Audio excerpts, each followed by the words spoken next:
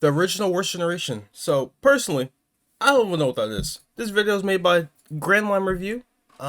Be reacting to this to see what exactly that even means. So yeah, let's check it out. 2 years ago on Actually, Sabadi Archipelago. Sabuti, wait. So I think he's referring to, if I maybe know, is Whitebeard, Blackbeard, Roger, Shanks maybe, and I want to say Mihawk because they're all like pretty old looking. So that could be like the old generation, but this is the original, so check it out. Ago, 11 rookie pirates appeared, each with a bounty of over 100 That doesn't million make sense. berries, Wait, what did I just resulting say? in an incident of historic proportions. I To don't know. summarize very briefly, this dude was punched by that dude, resulting in a third dude being called down from the sky to beat up all of the dudes, but all of whom managed to escape and went on to become known as the worst generation. However, Okay, this was gotcha. not the original. So worst generation is people that got beat up by admirals for the most part, and like they're young, because all these people over here, they're like all teenagers for the most part. So maybe it's like all the young people. So Shanks and them might be considered the original worst generation, because it doesn't mean like they're weak. That's what I'm getting from this. It's just like the time period and like what happened to them, I think. Went on to become known as the worst That generation. makes the most sense to However, me. this was not the original worst I generation. have great They listening were ears. simply the worst so far. And there is a whole legacy generation that came before them who I refer to as the first worst. This first original worst? generation was birthed rather appropriately in Logtown, also known as the town of the beginning and the end, which couldn't be more true in this case, as 24 years ago saw the end of Goldie Roger What if and Roger the isn't beginning dead? of the first That'd be worst wild. generation. 7 rookie figures gathered to witness this event, and during the next 2 decades, they would go on to turn this world upside down. This is the story of the awkward middle generation of One Piece. Because when we talk about generations, we have a tendency to focus on either the era of legends, the ones with your Rogers, your Whitebeards, and your pile of rocks. It's that, or we Rocks. focus on the soon-to-be legendary generation of the Luffys, the Laws, and the other one, generally ignoring that there Useless was an mid. entire middle section between them. That's the meat goat. of this generational I think it's sandwich, slept on. because they were the people who defined the golden age of piracy. People who formed rivalries, formed alliances, and toppled the previous generation into submission. With each and Right. every one of them present at this Is that snapshot in Doflamingo? time. Okay, let's take a look real quick. So this has to be Mihawk because of the sword. I'd say this is Shanks because of the hair. Maybe this is Big Mom's Thundercloud. I have no idea. This looks like Doflamingo or like the Super Saiyan 3 looking guy. The Son Goku, I think is his name. This could be Dragon. And this is probably like, I don't know. Crocodile? No, I have no idea. It could be 24 anybody. years ago, starting with the one. Oh, and I was only right. Shanks, with the Shanks. phrase "the one and only" also going on to describe Shanks's arm status. But Shanks His is arm the status. Luffy of the first worst, the undisputed leader, the first to reach all of the massive milestones, like crossing the billion-berry bounty mark and even ascending into emperorhood. However, during this moment 24 years ago, Shanks was a mere 15 years old and crying his little eyes out, much like a village boy who'd just seen his mentor's arm eaten by a very hungry fish. Despite that, Shanks went on to take his place beside Big Mom, Kaido, and Whitebeard, 3 members of the legendary generation, who all looked down upon him, both figuratively as their junior in the great game of existence, but also quite literally because he was very short compared to them. They're True. big. God, they're True, big, true, so true. big. But just look at where we are now, Hey, wait, 24 what? years later, and Shanks is the last one of them standing. To contrast Shanks's tragedy, Wait, what? That's not true. Look at this. What do you mean last one of them standing? Let's 24 go years back. later, and Shanks is the last one of them standing. To contrast. Oh, it didn't show. But Kaido was still alive. Big Mama is still alive. And then... Actually, Whitebeard's dead. Yeah, there's still 2 more alive. So, like, that's... You know, even I know that. Okay, who opened my door?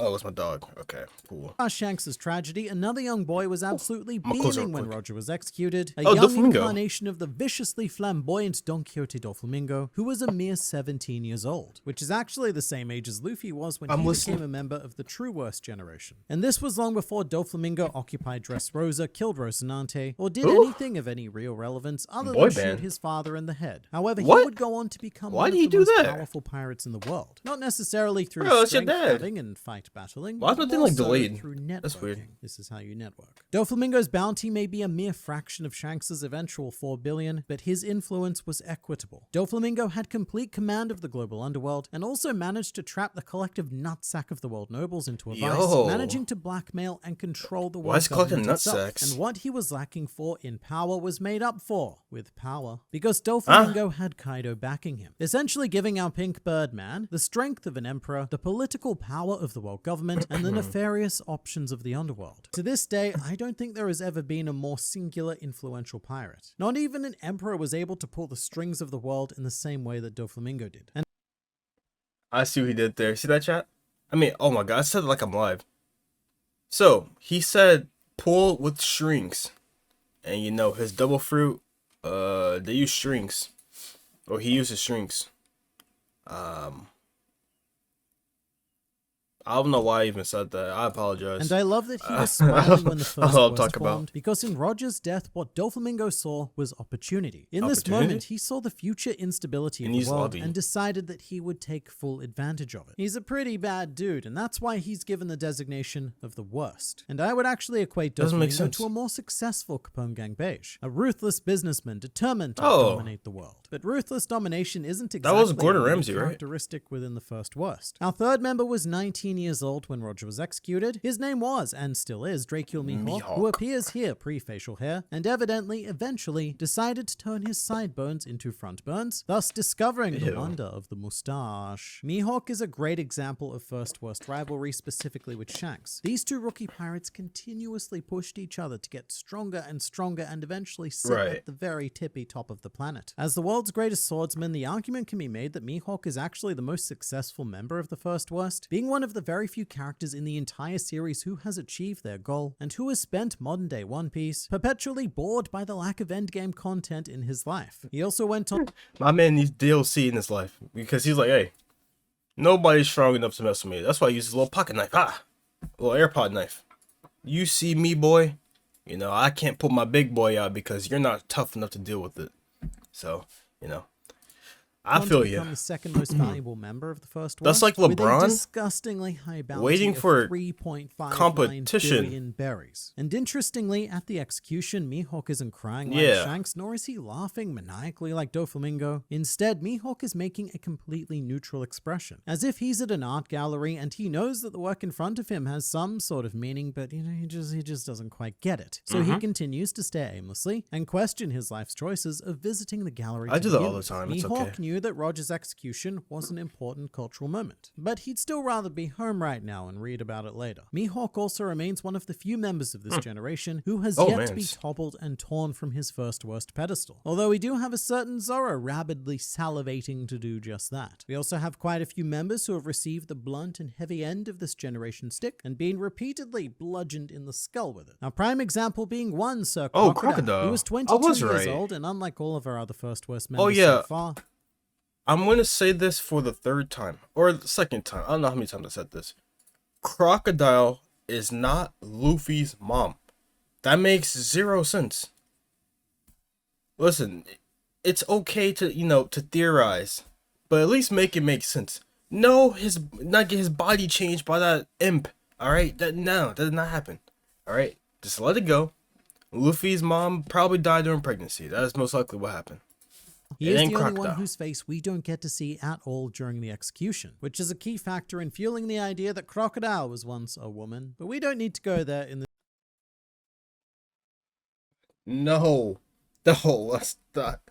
video. If I had to bet, I'd say that Crocodile was definitely more on the Doflamingo scale. They probably said that because his hair is black. Crocodile himself did pursue the dream of becoming the pirate. Why am I thinking lagging? However, he was met with what I would describe as a Basil Hawkins series of failures. In his younger days, Crocodile's dream was first crushed by Whitebeard, who delivered Crocodile's famous facial scar, and may also very well have dehanded his hand. But did Crocodile give up? Nah. So he came up with a new plan to revive an ancient weapon and ascend to sandy glory. And that ascension would eventually occur. But unfortunately, it was due to a series of punches by a rubber man, thus crushing Crocodile's dreams a second time. Did Crocodile give up? Well, yes, Yes. temporarily. After this, Crocodile decided to remain in prison and have a bit of a think about what he'd done. But after that, he emerged back into the world with a whole new and accidentally clown-related plan to go for gold the third time by spearheading Cross Guild. Come to think of it, is it insensitive to say spearheading, given that Crocodile's head was speared? I'm gonna go ahead and say no. Oh, and speaking of no, here's a fun fact that I guarantee most of you will not Does Buggy know. have hockey? According to volume 10,089, yes, it's a real book, Crocodile fought One Piece Stampede villain Douglas Bullet 2 years prior to Roger's execution, and this fight ended in a draw, which I call absolute BS on. There is no way the Crocodile stood up to even a young Douglas Bullet. But it's all non-canon anyway, so it doesn't matter. What matters is that after decades of struggle, spearheading plans, and being speared in the head as a result of said plans, Crocodile has achieved global infamy with a bounty of close to 2 billion berries. He really is the ultimate story of inspiration. No matter how many times you fail, do not give up. Imagine if Smoker was a pirate. You too will That'd have be the pleasure insane. of serving under a clown. Speaking of, Buggy the Clown is our 5th member of the First Worst, Buggy as the he Clown. was present during the execution, being a mere 15 years old. Wait, is Buggy's Shaq. middle name? Or like his initial is actually D? Yo, so if it's like delayed, I do apologize. I'll still post it. But my PC's been bugging like for the past like day and a half, so I hasn't been posting like that. But if he has D in his name, that means he's part of like the D crew. So something might be crazy with Buggy. So who knows? Shanks. And he was also crying, just like Shanks, and now he's an emperor, also just like Shanks. If Crocodile is the ultimate story of perseverance, then Buggy is the ultimate tale of equality. It doesn't matter how stupid you are or how red your nose is, you too can become a global military leader in just a few simple steps. Emperors hate this man because Buggy the Clown shows that their system doesn't require strength, talent, or even hard work. And you too can become an emperor by signing up for Buggy's Pirate Success course, link in the description, because that is exactly the same. Wait, he's being legit? Yeah, I ain't signing people that. with no substance do. They try to sell you an online course. From the perspective of the world, though, Buggy is a lurking legend who only made his presence known during Impel Down, and since then has rapidly risen to be considered an equal of Redhead Shanks, and has been granted a bounty of over 3 billion berries. And in true Worst, his name should be Buggy Defraud. Cause there ain't no way, bruh.